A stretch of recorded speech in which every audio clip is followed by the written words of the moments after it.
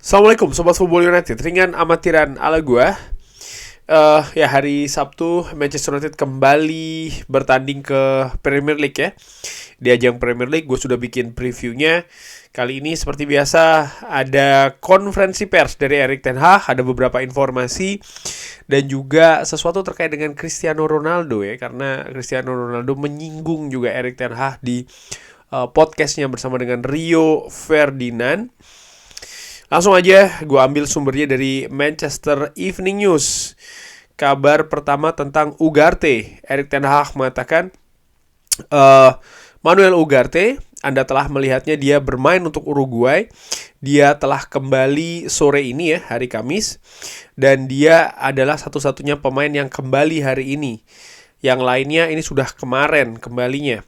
Jadi ya dia ini tersedia untuk pertandingan ini. Oke, jadi ini kabar bagus bahwa Ugarte dikonfirmasi oleh Erik ten Hag ini siap untuk menghadapi Southampton. Pertanyaannya adalah, akankah dia jadi starter atau tampil sebagai pemain pengganti? Kalau melihat dari apa yang dikatakan oleh Erik ten Hag bahwa ya dia nampaknya terlambat ya, Ugarte ini datang terlambat dalam tanda kutip adalah pemain lain ini sudah sehari lebih dulu daripada Ugarte, dan Ugarte datang ini juga hari Kamis sore ya kan. Jadi praktis dia mungkin tertinggal jika dibandingkan dengan pemain lain. Tapi di sisi lain juga Ugarte sudah memiliki menit bermain yang cukup banyak menghadapi bersama dengan tim nasional Uruguay. Manchester United di hari Sabtu ini merupakan jadwal pertandingan pertama jika dibandingkan dengan tim-tim lain. Jadi memang persiapannya dalam tanda kutip dari sisi dari sisi waktu bahkan jam, dan ini memang sangat detail sekali, memang lebih sempit, lebih singkat jika dibandingkan dengan tim lain. Oleh karena itu gue berpikir kalau Ugarte nampaknya tidak akan menjadi starter sih menurut gue. Dengan segala kritik yang diterima oleh Casemiro, menurut gue Casemiro akan tampil duluan ya, karena praktis dia tidak ada jeda internasional, dia tidak ada traveling time ya dari negara lain misalnya ke Inggris. Jadi secara fisik kebugaran dia lebih siap. Pertanyaannya adalah dari si permainan nanti tentu saja, apakah dia sudah bisa memperbaiki kesalahan-kesalahan yang diri individu yang dilakukan ketika menghadapi Liverpool. Ya, nanti kita lihat akan seperti apa pertandingannya. Erik ten Hag terkait dengan Luke Shaw dan juga Rasmus Højlund. Rasmus Højlund dan juga Luke Shaw ini berprogres sangat baik tapi belum siap. Oke. Nah, ini yang menarik nih, Erik ten Hag tentang komentar dari sebelum ke komentar dari Cristiano Ronaldo. Jadi Luke Shaw dan Højlund tidak tersedia, artinya bek kiri tetap akan Diogo Dalot ya. Dan Rasmus Højlund tidak tersedia, berarti ya Joshua Zirkzee akan tampil dari awal menurut gua, karena ya Mason Mount juga masih cedera. Seperti menghadapi Liverpool sih menurut gua, sedikit banyak ya komposisi pemain Manchester United 11 utama pertama di pertandingan. Oke, sekarang ke terkait dengan komentar dari Cristiano Ronaldo. Dia mengatakan Manchester United tidak bisa memenangkan Premier League. Dia mengatakan hal ini kalau Anda melihat atau Anda membaca artikelnya dengan sangat baik. Artinya dengan sangat jeli ya, cermat. Saat ini dia jauh di Saudi, dia jauh dari Manchester, dan semua orang bisa memiliki sebuah opini. Jadi ini oke. Ya, Erik ten Hag, menurut Cristiano Ronaldo, tim Manchester United saat ini masih belum bisa untuk memenangkan Premier League, masih belum bisa memenangkan Champions League. Dan menurut gue sepakat dengan apa yang dikatakan oleh Cristiano Ronaldo, karena memang Manchester United masih berproses. 10-11 tahun belakangan Manchester United juga tidak dalam posisi yang stabil, yang konsisten, ada di perburuan gelar juara ya kan.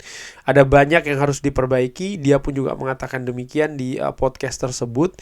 Dan dengan masuknya Ineos, Sir Jim Ratcliffe diwawancara juga memiliki visi sebenarnya Manchester United untuk bisa lebih bersaing di Premier League dan juga di Champions League. Tapi itu bukan sekarang, bukan juga musim depan. Ada proses yang harus dilalui oleh klub secara keseluruhan ya.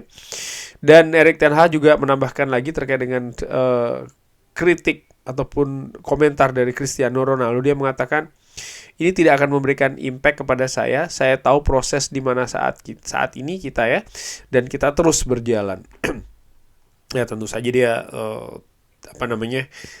memiliki gaya sendiri. Cristiano Ronaldo juga pernah menjadi bagian, tapi bukan lagi menjadi bagian dari Manchester United saat ini ya, dan opini dari siapapun juga bisa dilakukan.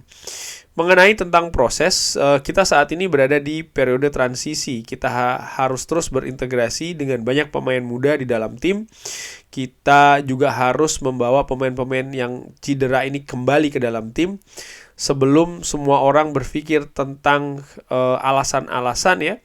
Kita harus memenangkan setiap pertandingan. Saya tahu hal tersebut dan tim juga tahu hal tersebut. Kita akan fokus ke setiap pertandingan dan kita harus memiliki mindset ya, pola pikir kita harus menang. Setiap hasil yang tidak bagus, segala keterangan ini dianggap sebagai alasan. Dan menurut gue sah-sah saja jika dianggap seperti itu, tapi di sisi lain ya sebagai manajer ataupun juga sebagai pemain ketika ditanya oleh jurnalis tentu saja harus juga menjawab, harus juga memberikan analisa ya terkait dengan situasi pertandingan dan kenapa hasil bisa tidak maksimal. Dan yang menarik juga dikatakan bahwa saat ini tim juga harus mengintegrasikan banyak pemain muda dan juga segera mengembalikan pemain-pemain yang cedera seperti kayak Luke Shaw. Menurut gue situasi yang penting ya, karena Manchester United saat ini tidak ada bek kiri murni. Diogo Dalot bermain bagus sebagai posisi bek kiri, tapi bagaimanapun dia bukan bek kiri murni. Rasmus Højlund saat ini riskan ya, hanya Joshua Zirkzee saja di depan sendirian. Mason Mount menurut gue juga memiliki impact yang bagus di 2 pertandingan awal, tapi saat ini cedera dan ini juga memberikan perubahan terhadap sistem permainan. Ada yang berpendapat di kolom komentar, ya kalau begitu kenapa tidak dilakukan adaptasi taktik? Ya menurut gue adaptasi taktik tidak usah dipertanyakan dan itu sudah dilakukan. Hanya saja adaptasi taktik tersebut tidak berhasil ketika menghadapi Liverpool. Faktanya seperti itu. Dengan memasukkan Joshua Zirkzee menggantikan posisi dari Mason Mount, ini kan memang ada adaptasi taktik tapi tidak berhasil. Apakah karena karakter permainan yang berbeda ataukah memang ada penyebab lain? Menurut gue harus dianalisa dan juga harus dicari solusinya. Mengenai start dari Manchester United musim ini, kita akan melihat di mana kita di bulan Mei tahun depan ya. Ini masih sangat awal di musim ini dan ini tentang bagaimana memenangkan trofi, menjadi yang tertinggi yang paling mungkin di liga dan melakukan segalanya untuk memenangkan setiap pertandingan. Ada komentar kalau tidak salah, gue lupa, dari Ole Gunnar Solskjaer ya, bahwa tidak bisa dilihat hanya dari trofi tapi juga bagaimana peringkat di liga.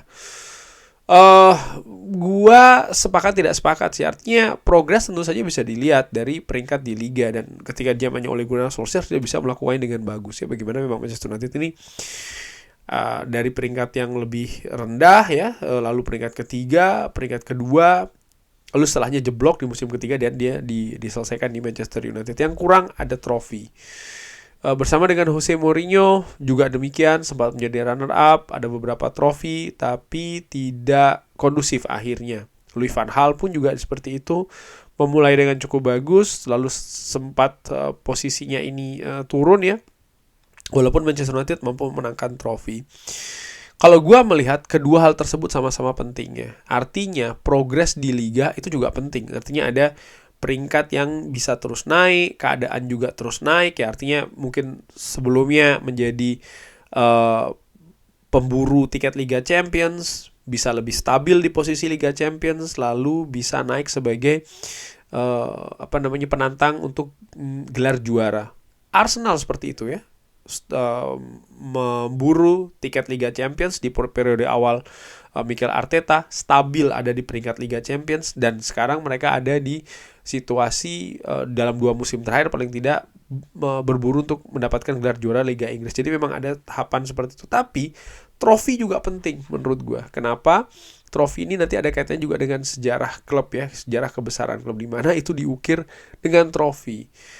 Ole Gunnar Solskjaer gagal untuk mempersembahkan trofi. Mikel Arteta dengan Arsenal pun juga masih kurang ya menurut gue. Jadi terasa ada juga yang kurang dengan progres yang terjadi. Jadi menurut gue kedua hal tersebut harus juga seimbang.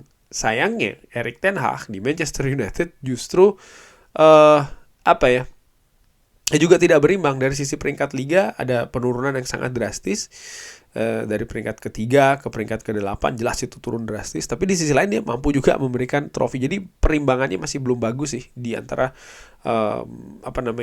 nama-nama pelatih tadi yang gue sebutkan ya, termasuk juga Ole Gunnar Solskjaer dan Erik ten Hag. Tapi jangan disalahartikan ya, gue sama-sama mensupport keduanya sampai dengan saat akhir. Sobat Football United yang mengikuti channel ini tahu bagaimana posisi gue terhadap manajer Manchester United, selalu 110% mendukung sampai dengan saat terakhirnya. Oke. Dan lagi ada Erik ten Hag memberikan komentar terkait dengan proses ya. Tentu saja kita telah ketika kita melihat hasilnya tidak ada yang happy. Tapi ini terkait dengan kekalahan menghadapi Liverpool ya. Tapi para pemain memiliki sense yang bagus ya, artinya memiliki hal yang bagus terkait dengan proses. Kita saat ini berada di posisi yang bagus, tapi kita terus harus berkembang dan kita harus terus melangkah. Ya, ada situasi yang positif, tidak semuanya negatif, itu gue sepakat. Ada beberapa kemajuan, artinya ada beberapa komentar yang mengatakan pola tidak jelas.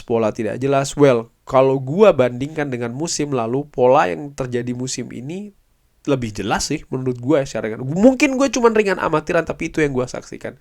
Ada pola yang lebih jelas dibandingkan dengan musim lalu jika dibandingkan dengan Manchester United itu sendiri. Hanya saja memang pola ini masih belum maksimal dan ini yang harus diperbaiki. Kalau seandainya pola yang diinginkan ini sudah jadi, sudah solid, sudah lebih jelas, lebih tegas, maka Manchester United sudah tidak ada lagi di situasi saat ini. Mereka sudah bisa berbicara terkait dengan berburu gelar juara sih menurut gue. Namun hal tersebut kan masih belum terjadi ya, karena memang Sir Jim Ratcliffe pun mengatakan ya butuh 2-3 musim, masih butuh proses lagi. Manajemen masih baru datang, masih banyak sekali elemen-elemen baru di dalam klub ya yang menunjang permainan untuk bisa lebih bagus lagi. Pemain baru saja contohnya, dari 5 pemain yang hadir, 5-5-nya di awal musim ini semua masih belum pada keadaan yang siap untuk dimainkan dengan maksimal ya. Siapa? Tidak ada menurut gue. Joshua Zirkzee tidak ikut preseason, Matthijs de Ligt, Nocer Mazraoui pun juga demikian. Leny Yoro bahkan cedera, Ugarte bahkan yang paling datang terakhir. Nocer Mazraoui yang memiliki menit bermain mungkin paling banyak, itu saja menurut gua main duluan ya, karena memang keadaan memaksakan untuk tersebut, itu hal tersebut. Kenapa ya? Dengan absennya bek kiri, Diogo Dalot harus beralih nih ke posisi bek kiri, sementara bek kanan ya mau nggak mau untuk Mazraoui. Untungnya Mazraoui ini sudah memiliki preseason yang lebih oke lah dengan Bayern Munchen dibanding misalnya oleh Matthijs de Ligt. Tapi kita lihat ya, 3 hasil awal ini tidak bagus menurut gue, dan menghadapi Southampton ini menurut gue merupakan partai di mana ya Manchester United harus menang sih, tidak bisa tidak, ini partai yang harus menang. Kurang lebih seperti itu. Bagaimana menurut Sobat Football United? Seperti biasa silahkan drop di kolom komen. Terima kasih sudah menyaksikan. Jangan lupa like, share, dan juga subscribe. Wassalamualaikum warahmatullahi wabarakatuh. Thank you.